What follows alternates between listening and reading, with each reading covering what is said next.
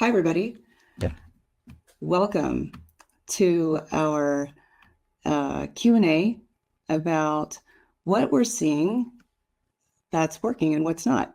I'm Jenise Uehara. I'm CEO of Alpha Brand Media, which is the parent company of Search Engine Journal. And I have with me my partner in crime, Jennifer McDonald, and she's going to be running through some pretty interesting data and insights. When we talk about what we're seeing that's working and what's not. And then we're going to be getting to your questions. The harder, the better. I'm just going to write that later. But before we do that, before I turn it over to Jennifer, I want to kind of set the table, and talk about the last couple of years and what that's been for us, as a small business owner in the marketing industry, as a publisher, as an independent business owner. The last few years have been rough. Let me tell you, our traffic, for any business, if you're here, maybe you're sharing our pain or you're commiserating with me right now. For any business that's dependent in any way on Google search, it has been chaos. Our traffic is down significantly over the last 2 years, depending on which metric you look at, 60 to 70%. AI is in the mix, and it's disrupting everything at all levels, whether it's systemic within our company operations, whether it's within our team who are being asked to both embrace AI and are doing it, and at the same time wondering what this means for their jobs and their careers. And the economy and what's happening with that layered on top of all of this volatility. It's been a roller coaster. So what have we been doing about it? What have we been trying over the last 2 years? And I think the mantra that I would use to sum up of what we have been doing over the last 2 years is focus on what we can control. I can't do anything about the economy. And I can take a hard look at AI and ask, where can we adapt? What can we adopt that helps the team do more things that only humans can do? How do we do more with less? How do I say that to my team and have them take me seriously and not internally roll their eyes and think, you want me to pedal faster when I'm already at top speed? We focused on culture. We focused on an experimental mindset.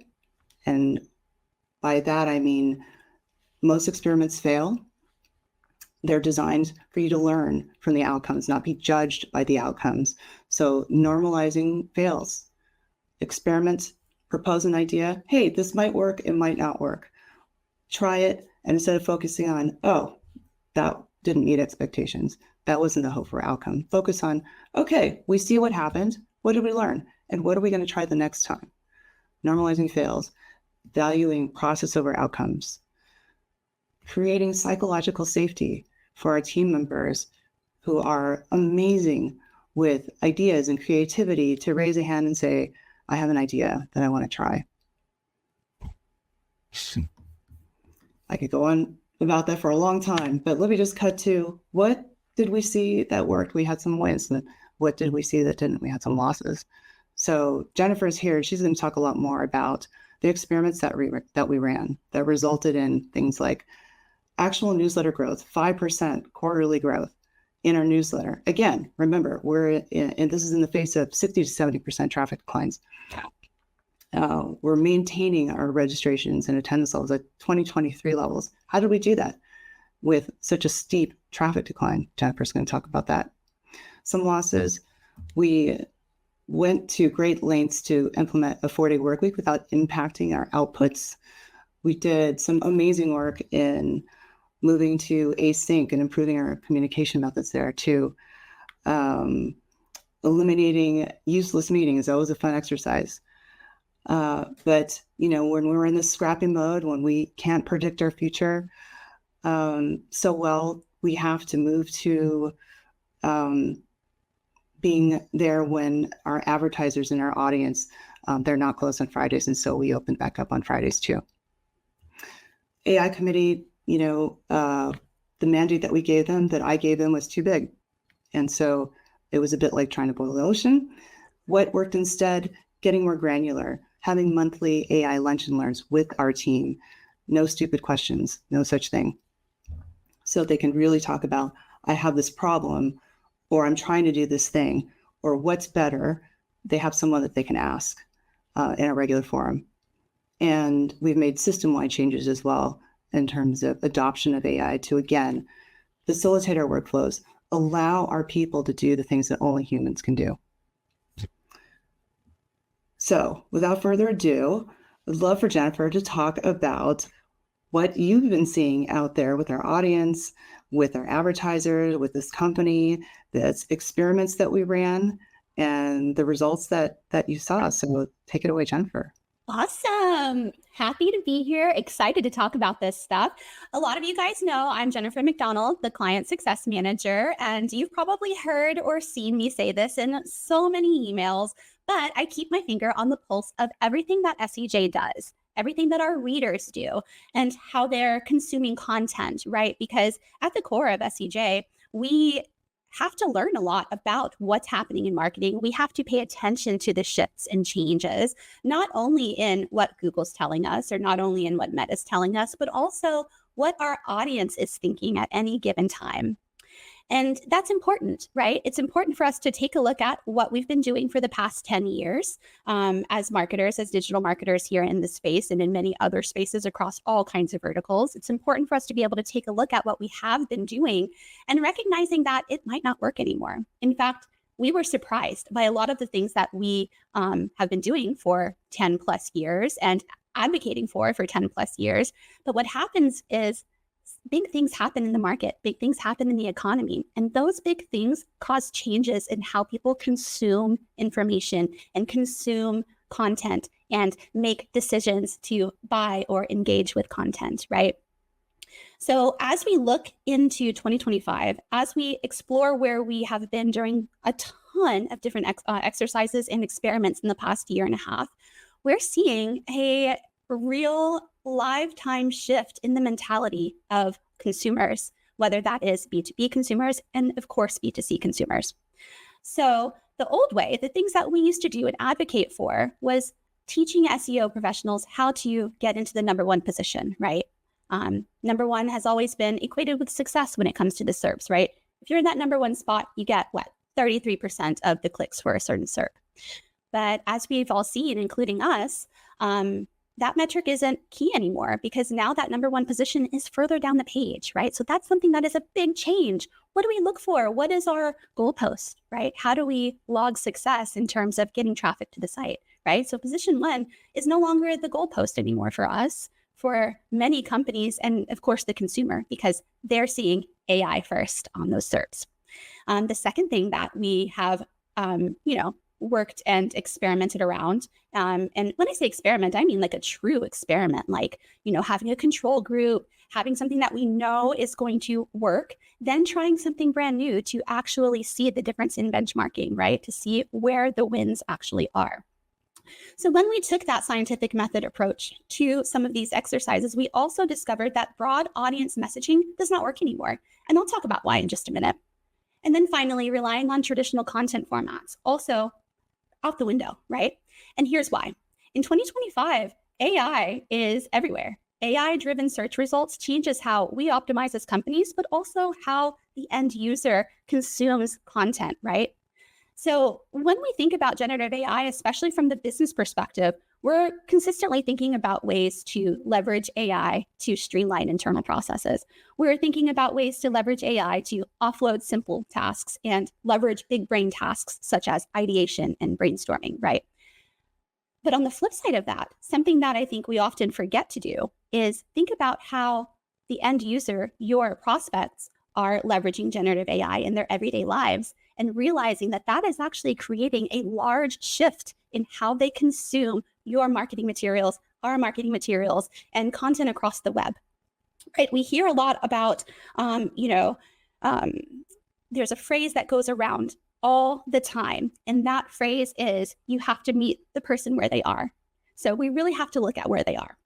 Personalization and segmentation are essential. The reason why is because when our end consumers, when our prospects are leveraging large language models such as ChatGPT, such as Perplexity, such as Claude, they're using a large language model. Language is the key word in there, because what large language models do is they anticipate the next word in a phrase, right? They are constantly trying to optimize language delivery for the end user. So when our prospects in their everyday lives are using AI chat models, large language models as part of their personal life experiences, it's actually changing the way that they're consuming content. Chat models, LLMs, ChatGPT, they're delivering information in a way that is straightforward and personalized to the needs of that user.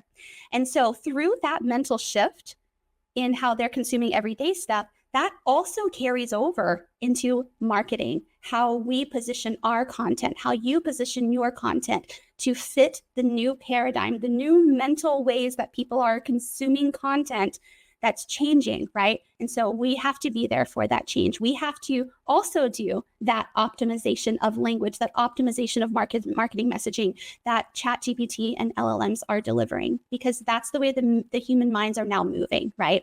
So personalization and segmentation is essential because those expectations are now being set by AI. Right? So short form, conversational and innovative content, that is the way to beat these models, right? Because LLMs can only deliver what they already know. So we know moving forward that we have to create fresh content, newsworthy content, new ideas that haven't been typed out on the web. And that's how we get into these new spaces and get in front of these audiences, right? And then finally, another thing that we've learned, and we'll go through these experiments very quickly because I want to have space for the Q&A, but I also want you guys to see how we're thinking about the audiences and how you guys should be thinking about the audiences as well. Holistic marketing beats single channel strategies, hands down. It's great to be able to start to move into those holistic spaces because we're seeing less traffic from search, but increased traffic from other areas. So the more touch points, the more places you can be in, the more you diversify your traffic sources, the better place you're going to be. So in the end, there's, again, all of that changing, all of that moving, no one really knows anymore what the old way is and what old ways still work. So for everybody here in this room right now, the mantra is data and experimentation is your survival toolkit moving forward through this mass change in how consumers are consuming content and your marketing. So with that in mind, as we notice that there are a lot of those old paradigms in place, all those old kind of like best practices in place, we have to kind of find out if anything is shifting in that mindset of how the expectations are built in our consumers, right? So the first place we looked is pop-ups. Now, this one was a very fun experiment because we leverage pop-ups as part of our multi-touch campaigns to drive users and warm them up over the course of the beginning to the end of a campaign. So for this webinar here, we typically use and used to use all the time the pop-up on the left. Number one, that is our control group. That's what we've, benchmarked against for years at this point. And we decided, you know what? Everyone's brain is doing a 180 right now because of how they're consuming content. Let's try something crazy, something that every marketer would say absolutely no to, right? And I want to pause there because that sounds scary to a business owner, right? It's terrifying, absolutely scary to say, you know what, let's 180 this and see how it goes. But then we sat down and realized at this point in the marketing shift, there is a large chance that by continuing to do the same style of marketing that you've been doing for 10 years, there's a chance that you might lose more money trying to force that to work than to try a quick experiment, such as testing 2 pop-ups in a split test format like we've done here. So which one did we think that was going to have the highest engagement rate, right? So science and outdated science, right, tells us that the pop-up on the left is going to be the winner because it's always been the winner and it's consistently the winner. So when we tried this full RSVP form on the right that has 1, 2, 3, 4, 5, 6, 7, 8, 9, 10 form fields to fill out, 1 checkbox that they have to wait for, and a button, you look at that knowing with 10 years of experience, no one's going to fill that out, right? But that's why we tested it. And we were surprised and happy to find out that the form built into the pop-up on the right side was the way to go. It drove conversions up for returning users by 50 to 60% on average. And so that was a crazy thing that we did not anticipate. And boy, are we glad we tried it, because now that means we're going to have a 50 to 60% increase in registrations for our webinar product. So what we learned from this is that by honing in on what the audience needs, again, thinking about if they're going to ChatGPT and asking a question, they're getting a specific answer. So we like to, or we like to now, we discovered that providing that same level of personalization and being there for the reader in that moment was the way to go. So no more generic audience segmentation and no more static pop-ups. We are actually creating an experience for returning users so that we know that by providing that form to returning users, we're going to get a 60% bump in conversions on that. And then for new users, they're getting served that original pop-up, which is more successful for them. So creating that personalized conversion-based experience for each one of your users is the way to go in 2025. And that's what we learned by retesting old and hard rules. So the takeaway, the data is always going to surprise you, especially now when we are watching a massive mental shift in how people are consuming content on the web. So we test things all day long, right? Because, as the authority, we have to know these things. We can make sure these things are working so that we can teach everybody, right? So we're testing things all day long. We're baking the best practices into everything that we do. We recommend you guys do the same. I'm going to run through 2 more experiments just to kind of show you guys where we're testing things out, how we're testing things out, and then I want to hear you guys' questions from the Q&A. All right, so another thing that we do, obviously, we write a lot of articles here at SEJ. And, as you guys know, the role of an article is to both educate, but then also encourage a reader to move further down a funnel, whether that's via a click or what have you. So when we think about sponsored articles here at SEJ, we have rules to follow that Google, mandates, right? So with sponsored articles, any link that is paid for, no follow and tagged as a sponsored link, which means that there is no domain authority being passed through these links inside of a sponsored article. So I'm thinking to myself, if we want our sponsors to receive this traffic to our website, how can we increase the clicks inside of those articles? Right? So I'm looking at keywords, and from an SEO lens, we think, as the word SEO, we could use that as anchor text because it has 135,000 search volume. But pause there, we had to test this because search volume really only matters if you're going to be passing that kind of domain authority onto that click to another domain, right? For this, we want people to click on things that they are interested in. What are they interested in? How do we personalize this exploration of education, right? How do we personalize that experience down the nurture track for the reader and kind of steer them to the things that we want them to click on in a way that is going to inspire them to click? So we tested a bunch of different phrases for anchor text, some that had keyword research behind them, such as SEO, others that were more along the lines of a simplified phrase or a complex phrase that we know inspires clicks. So when we tested SEO versus Google search optimization, so Google search optimization actually had more reader clicks inside of the content, showing us that there are specific words and phrases that push the reader further down into your content. People are not clicking on SEO. They're clicking on things like Google search optimization, proprietary tool names, all kinds of great stuff. So we actually started to implement a brand new linking strategy into our sponsored articles, which bumped us up from a click-through rate on these articles of an average of 2% all the way up to 15% click-through rate on the sponsored articles, because we're thinking about personalizing these articles for the reader. What are they going to click on? We use tools that help us identify where the reader's eyes are going, etc., to help us hone in on the phrases that are important to them, allowing us to apply linking systems. So before, basic insights and limited actionability out the window, right? I heard that SEO is popular. Let's put it in and link it to something. No, that doesn't work. What we are doing now is tracking those real user actions to drive personalization. What do these users want and actually try to click on, right? Sometimes these phrases aren't even hyperlinked and they're trying to click on these words, turn it into a hyperlink, right?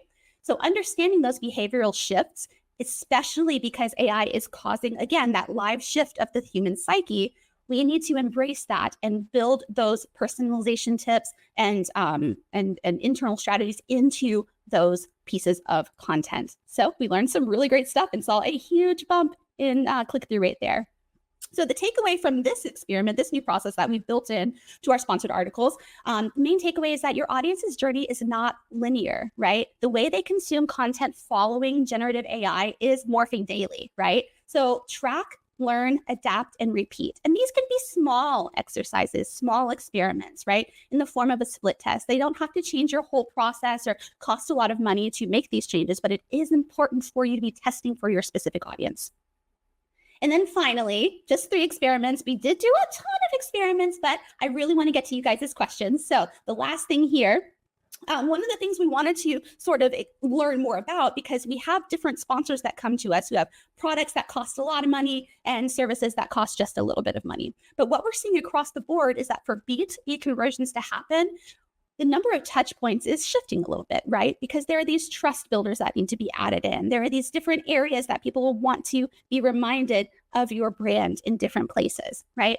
So we've discovered that through our experiments, the number of touch points required for conversion for B2B is going to be anywhere between 8 and 12 touch points. So what does that mean exactly?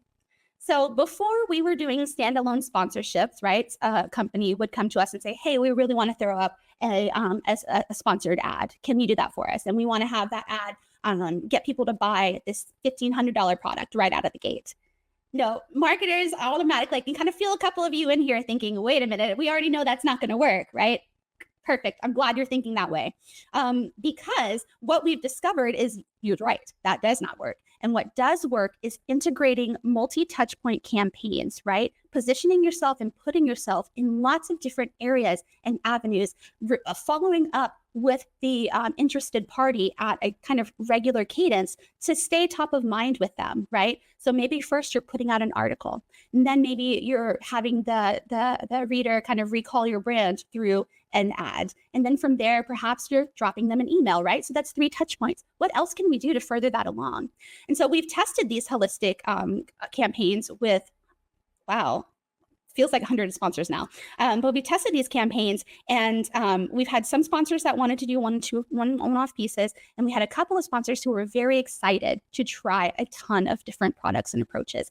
And those campaigns are performing way higher than the one-off or two-off pieces of campaigns. Now, this is not something that I'm saying just like for a sale thing. This is stuff that I live and breathe. I see it in action. I leave all the numbers and prices and stuff to James. For me, the data tells me the story that we all need to hear, which is make sure that you're running multi-touch campaigns and don't hope and hope and pray that someone's going to buy something the first time they see you, right? So the key here is multi-channel wins, right? Every touch point matters. Hey, thank you for the hearts. So those are kind of the 3 craziest results that I've seen from the experiments that we've been running that I think are helpful for you guys to see, especially as you're thinking about what your marketing campaigns, what your maybe new go-to-market strategy is for a new product you're rolling out, right? We want to be that kind of like leg that you lean on, right? So when we're thinking about sources for that data, always feel free to reach out to us. And with that being said, I think it's time for some Q&A, speaking of reaching out to us. Thank you, ladies. Great information, and thank you for sharing. And I just want to say thanks for all of our attendees out there. All right, I am going to close this slide down, and let's get to some Q&A. So we took some questions on the intake form.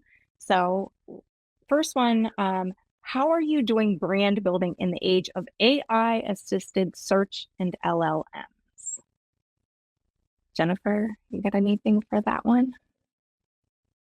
Oh, you're on mute, Jennifer, sorry. There we go. I'm back. I have a voice again, like Ariel and Ursula. Can you ask the question one more time? I want to make sure I don't miss any tidbits. Absolutely. How are you doing brand building in the age of AI-assisted search and LLMs? Absolutely. So really focusing on that brand discovery aspect. You have to understand who your audience is, where they're hanging out, and find those places that exist outside of search. Yes, of course, continue to build up your domain authority, practice best practices and experiment on new ones, right? To get your brand up in, ranking on the SERPs, and then also leverage new content to, again, continue to dominate those SERPs. Now, on the flip side, when you are building up that brand and introducing yourself in the space, after you've discovered where your users are, double down on that location. If that platform is TikTok, right? Start to understand what your audience is looking for, the types of the content that they're, ingesting, and create 3 or 4 different kind of campaigns that follow what your readers are engaging with on TikTok, or what your prospects are engaging with on TikTok, and then build out that content, create that content, and then begin to think about how that content then builds the story for your brand. Is that content allowing the reader to understand who you are as a brand? And are you expanding upon that, right? So we know that I know this is very long-winded. I'm very excited. So we know that search traffic, organic search traffic is a little low right now. So it's really important to think about multi-touch and being in the locations outside of search that your prospective users or purchasers are. Excellent. And for the attendees that we have, in case your intake form was a little different and you didn't get to submit a question earlier, please submit it through either the chat or the Q&A. We would love to hear from you. We were going to try to open mics and cameras, but that functionality isn't available once you go live. So we'll make sure that that's set up for next time, but we would love to hear from you. Okay, so for that, Jenise, I think this one's a great one for you. How can I get my team on board with an experimental mindset? It helps to know like what you're starting with. And I think a good litmus test is how do people react in your organization when something doesn't work out? Do people play the blame game? Are people trying to throw other people under the bus so that they don't get hit? Or are they able to talk about it openly? What happens when someone falls in their face? It happens to everybody.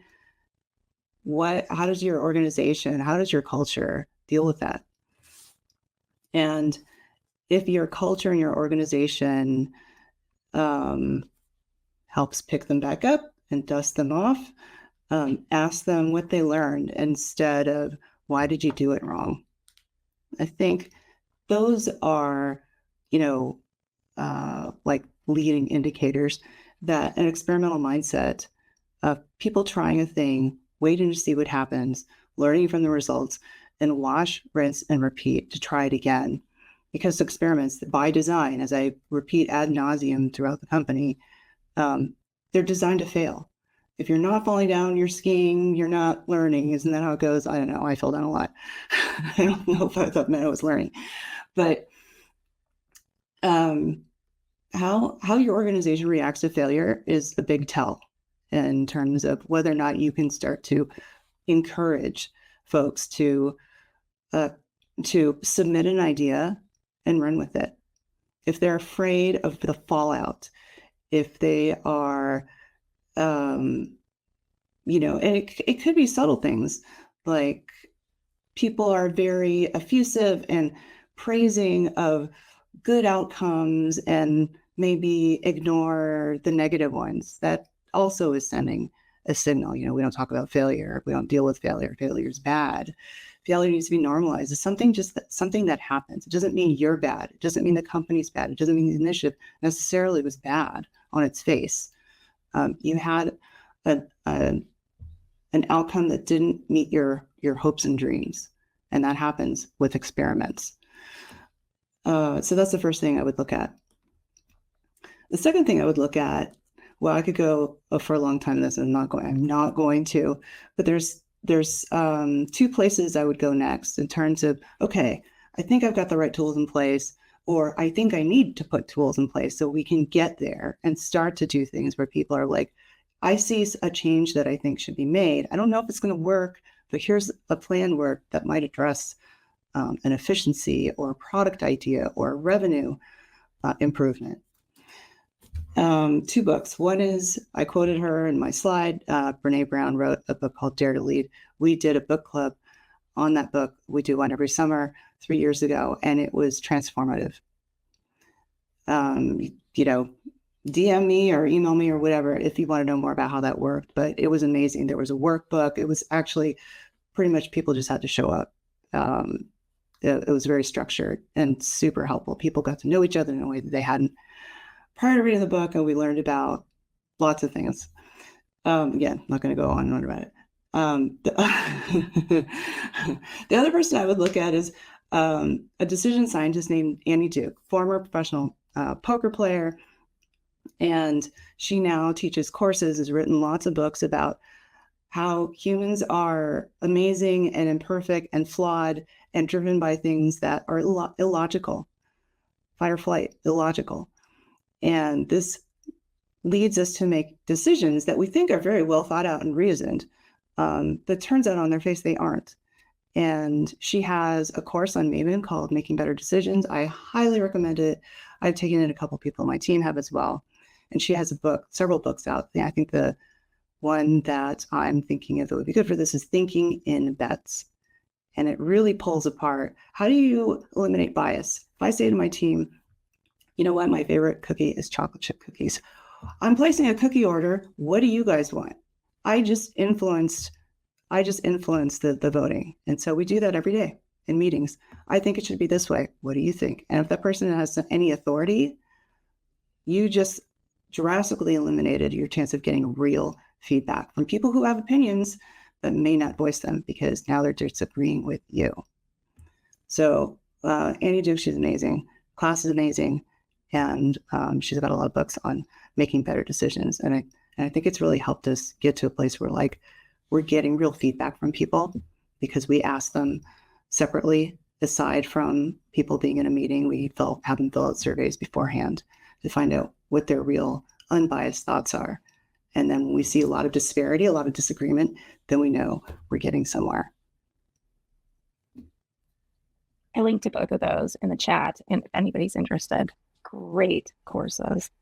Okay, so how do I balance budget between top, middle, and bottom of funnel? So as we're looking at like strategy, like, you know, the bottom of the funnel, Jennifer, we all know it's the one that it's easiest to show the conversions, but, you know, we have to, like you said, 8 to 12 touch points. We got to worry about the awareness too.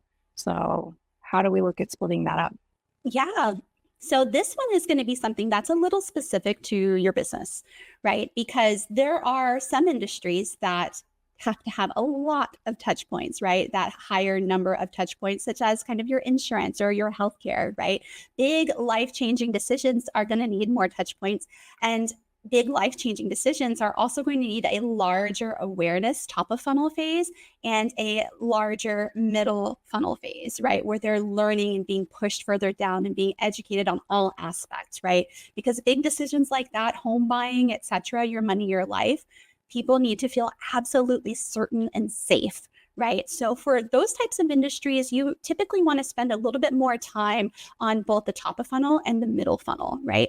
But things that are more like B2C, where you're kind of selling more of a lifestyle and an individual product, and, you know, all the only required steps are having your consumer A, have the money, and B, feel like they can fit themselves into a scenery that you're setting on Instagram for a part of your aesthetic Instagram campaign, right?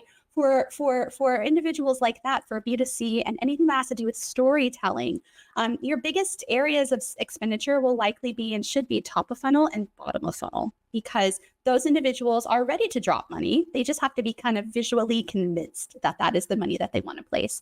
So it is dependent on your individual industries. And what I would do is I would take a look at where your drop-offs are happening when you're analyzing the data that's coming through on your campaigns. If drop-offs are happening in the middle stage, then we didn't finish the whole, the middle funnel. We didn't finish the whole top of funnel, right? So if people are dropping off in middle funnel, then there's a disconnect between top and middle. Try injecting a little bit more top of funnel content based off of the information that is causing your individuals to drop out of your sales funnel in the middle, right? So the best thing to do, because this is something that is going to be individualized per business almost, is to really look at your data, look at your analytics, see where people are dropping off, and then remedy. Excellent. Lots of, changing behaviors, changing channels, changing search, all of it. I even hate to say it's changing. I mean, it's just what's the new normal? Like, yeah, I think we're just here. So what advice do you have for companies that are struggling to adapt to like changing user behaviors? It's data. You have to watch what they're doing. What I do is I look at the cohorts of individuals who are finding the website for the first time. What information are they finding? What are they landing on? Do I have backup information, next step predicted for that individual? And if we're, again, seeing those drop-offs, then we're missing the mark, right? So we have to go back and think how those individuals are thinking. One of the things I like to do is kind of step out of my professional shoes. It's something I learned working from home, right? As soon as 5 o'clock hits, I've got to turn off work because I have to also see my home as a home space, right? So one of the things that I do when I'm trying to understand what my audience is doing is I'll spend some time pretending to be that audience, right? I'll spend some time going on to TikTok. I'll spend some time paying attention to how I am understanding my usage of ChatGPT and LLMs, right? What am I thinking? Why is this so much easier than going to Google search right now? Why is this my preferred pattern? And could this also be the same as what my prospects are doing and how they're thinking outside of their daily lives? Your solution, whatever it is that you're offering, is it something that is meant for work, right? Is the person that's looking at that going to be in a work mindset? Think about how you think when you're in a work mindset. Are you worried? Are you stressed? Probably. We're trying to find the fastest information possible so that we can get our job done and not get in trouble at work, right? On the flip side, when you're at home, you're in a very relaxed space. So if you're selling something that has to do with outside of work experiences, then you'll have to put that lens on as well. So my advice there is to look at your data, see where people are dropping off, really spend some time embodying your anticipated ICP. Spend some time doing the things that they would do, thinking like them. And then that's how you understand where to place your first experiments, right? So then you'll be able to understand what mindset, what type of language, testing different tones based off of where they're spending time, etc. So those are some ways that you can begin to understand and grow and morph your audience in a way that aligns really well. It's different reading what an ICP is on a sheet than it is to feel the ICP, right? So spending a little bit of time in those shoes is definitely the way to connect with how these mindsets are changing, because we don't know it. We don't realize it rather, but our mindsets are changing too as these professionals, right? I use ChatGPT for everything these days. And so, being able to think, okay, my audience is probably using ChatGPT 60% of the time, 60% of their brain is changing. So let's hone in there, right? So lots of different ways to go about it, but that is my favorite way to go about it. And that's how I've been adjusting my mindset for the past year and a half, because really understanding where these users are going is the only way to know where they're going. I love it. I love it. It's so important for us as marketers to realize how you search and how you're looking for things, and then put yourself into your user's shoes. And I don't think, maybe we don't see that enough. And they're just going for that bottom of the funnel sell, right? Mm-hmm.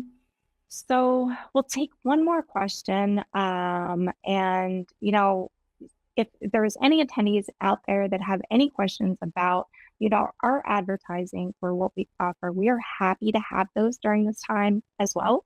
Otherwise, we're going to take one more question and then let everybody get to their day.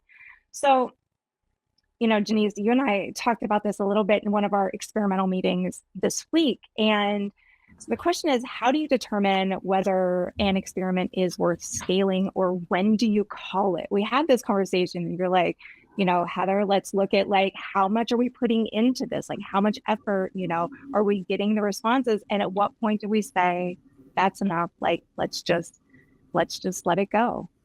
Great question. So if it's the kind of experiment where performance is easily measurable, internally we're using a platform called Growthbook, and we're trialing it. We're using the free version, and for what we're doing right now, it's great.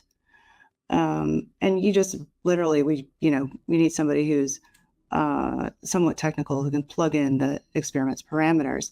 But it does, once you've got it in there, it does everything for you. It tells you, about how long the A/B test needs to run, and depending on how many samples it needs. It could be anywhere from a few hours to much longer.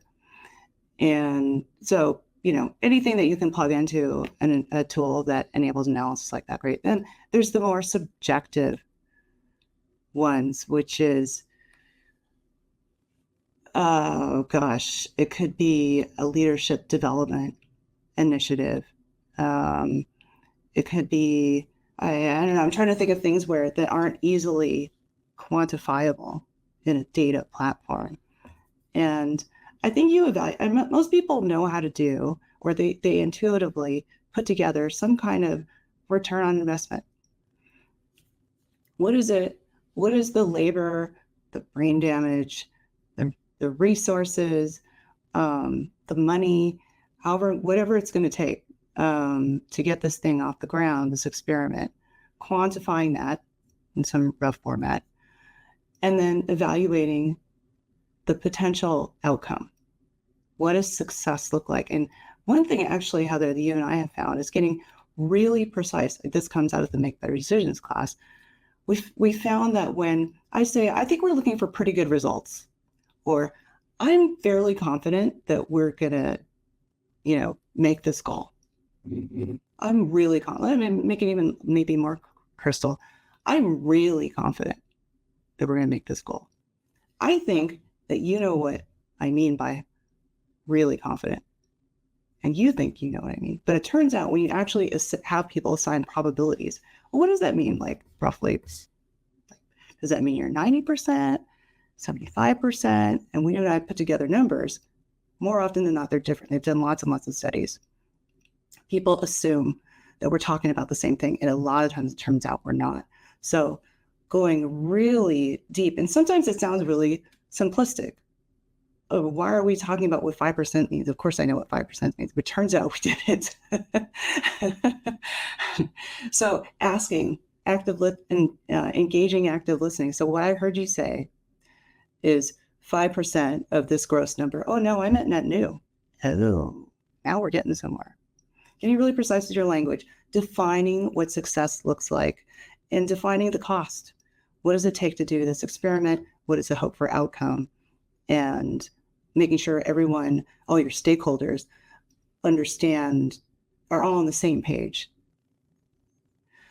I think are the keys to deciding when you run that experiment. When do you keep iterating, or if you should call it, because now you define the cost. What's it going to cost to do this experiment again? And what do we hope to gain out of that? What do we think the chances are of this working? And what aren't we doing if we're doing this? If you pick this path, it's opportunity cost or something else. I hope that was sort of it depends kind of answer. Sorry. Yeah, we are, a search publication. We can get away with that. Depends. With that, I mean, we're just about out of time. We've taken all of the questions that we have that came in from the intake form. So with that, I'm just going to leave you with last thoughts. So Jenise, anything you want to make sure that people know before we say goodbye? Oh, I'd love to hear from you. Even if it's just a quick note, you can send me an email or hit me up on LinkedIn. Feedback. One of the things that we talk about here all the time is how, getting direct feedback, getting frequent feedback loops.